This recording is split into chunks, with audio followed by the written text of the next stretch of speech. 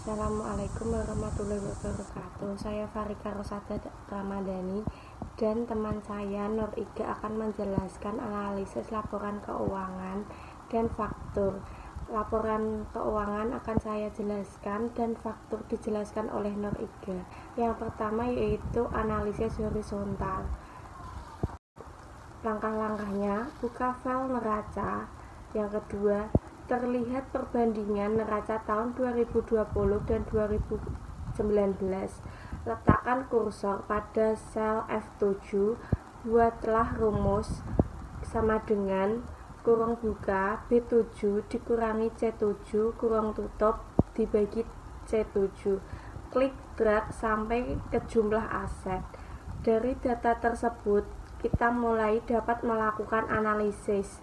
Jumlah kenaikan aset di tahun 2020 dibandingkan dengan tahun 2019 adalah 155% atau naik 155%. Yang kedua yaitu dengan analisis vertikal. Langkah-langkahnya yang pertama yaitu buka file neraca Excel.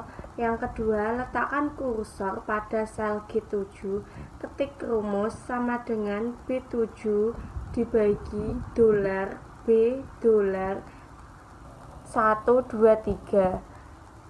Yang ketiga, klik dan drag tarik ke bawah sampai G122. Yang keempat, klik tanda persentase sehingga menjadi format angkanya menjadi bentuk persentase. Lakukan hal yang sama untuk kelompok kewajiban dan ekuitas. Untuk kelompok kewajiban kita bandingkan dengan total kewajiban dan ekuitas kita bandingkan dengan total ekuitas.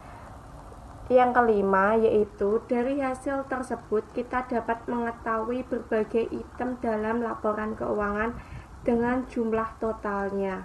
Dari hasil tersebut terlihat bahwa jenis aset yang paling besar. Analisis yang ketiga yaitu analisis rasio. Letakkan kursor pada sel H7 dan ketik dengan rasio lancar. H8 rasio cepat, H9 rasio kas, H10 rasio debt to equity, dan H11 rasio debt to asset. Adalah aset tetap dan tanaman perkebunan menghasilkan.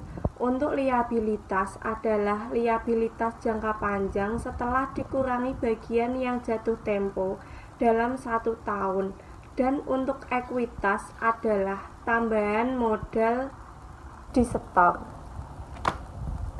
Lalu letakkan kursor pada kolom I7 yaitu rasio lancar dengan rumus aset lancar dibagi kewajiban lancar yaitu sama dengan B56 dibagi B188. Hasilnya 3,31. Lalu rasio cepat dengan rumus kurung buka aset lancar dikurangi persediaan dibagi kewajiban lancar sama dengan kurung buka B56 dikurangi B41 kurung tutup dibagi B188 yaitu hasilnya 2,104. Yang ketiga yaitu rasio kas dengan rumus kas dan setara kas dibagi kewajiban lancar yaitu sama dengan B7 dibagi B188. Hasilnya yaitu 0,546102. Selanjutnya rasio debt to equity dengan rumus total kewajiban dibagi total ekuitas sama dengan B232 dibagi B256 sama dengan 0,443346. Selanjutnya yaitu rasio debt to asset dengan rumus total hutang. Lalu analisis yang terakhir yaitu analisis tren. Langkah-langkahnya sebagai berikut. Yang pertama, buka file neraca. Yang kedua, letakkan kursor pada sel J7. Yang ketiga, ketik rumus sama dengan kurung buka B7 dikurangi C7 kurung tutup dibagi C7. Yang keempat, klik drag sampai pada kolom 256. Hasil analisis tren adalah sebagai berikut.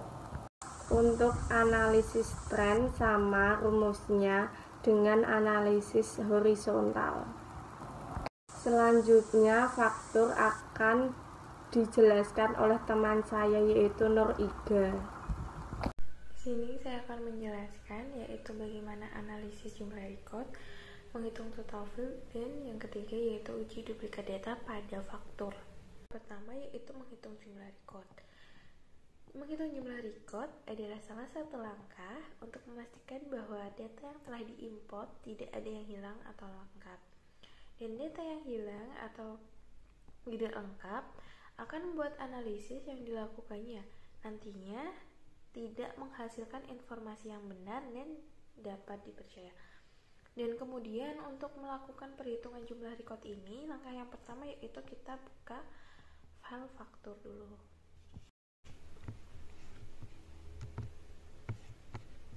Kita buka file faktur, kemudian untuk mengetahui jumlah recordnya kita klik pada D2, kemudian kita drag sampai bawah.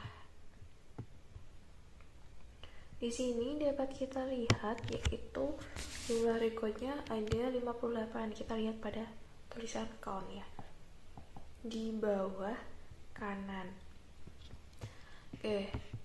Jika tidak ingin klik dan drag, kita bisa menggunakan sorotan ini pada kolom D.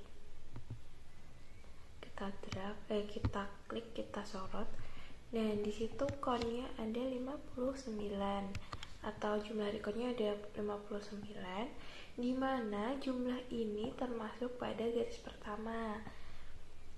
Yang kemudian jumlah record yang sebenarnya yaitu jumlah count dikurangi 1 karena terdapat garis pertama. Jadi totalnya sebenarnya 58. Langkah selanjutnya yaitu setelah kita mengetahui jumlah record, yaitu menghitung jumlah field yang sifat datanya adalah numerik. Tujuannya untuk apa sih? Tujuannya yaitu sama untuk memastikan bahwa tidak ada data yang hilang, dan juga untuk mengetahui jumlah total data. Yang dapat dilakukan untuk menghitung total field yaitu yang pertama kita buka faktur tadi.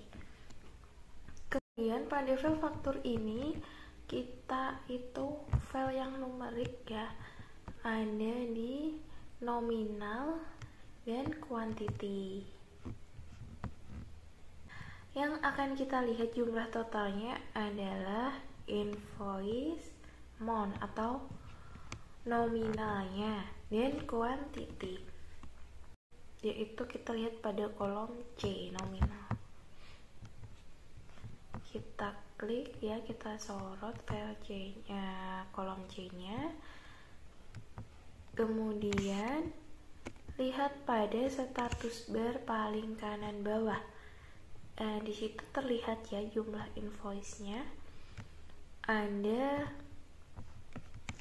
jumlah invoice-nya yaitu ada 9.289,42. Kemudian di situ juga ada average atau rata-rata, yaitu 3.608,438276, yaitu diperoleh dari sum atau jumlah ini tadi ya, dibagi dengan count atau total tabelnya, total kolomnya, yaitu 209.289,42 dibagi 59, yaitu hasilnya 3.608,438276. Uji duplikasi data yaitu uji lain untuk konsistensi dan verifikasi data, yaitu pengujian untuk melihat apakah ada data yang duplikat atau tidak. Dan teknik pendekatan untuk data duplikat yaitu dengan melakukan remove data duplikat. Kita cek untuk duplikasi data apakah ada nomor nota yang ganda atau duplikat atau tidak.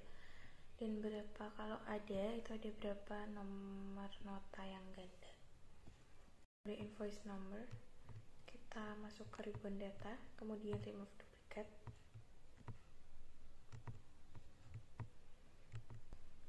Nanti di situ ada tulisan remove duplicate warning. Kita pilih expand dislike, kita klik remove duplicate. Di sini nanti kita akan muncul remove duplicate. Nah, ini pada metadata kita hapus checklistnya. Kemudian kita kolom B, kolom C, kolom D kita hapus checklistnya. Karena yang kita butuhkan nomor nota yaitu pada kolom A. Dan di sini kita pencet OK. Tadi ada 8 duplicate values found dan remove. Dan nanti 8 data duplikat nanti akan otomatis terhapus. Oke. Kemudian klik OK. Dan di sini akan otomatis data yang duplikat atau data ganda tersebut, 8 data tadi akan otomatis terhapus dengan sendirinya. Sekian presentasi yang dapat kami sampaikan. Mohon maaf apabila ada kekurangan dan kesalahan.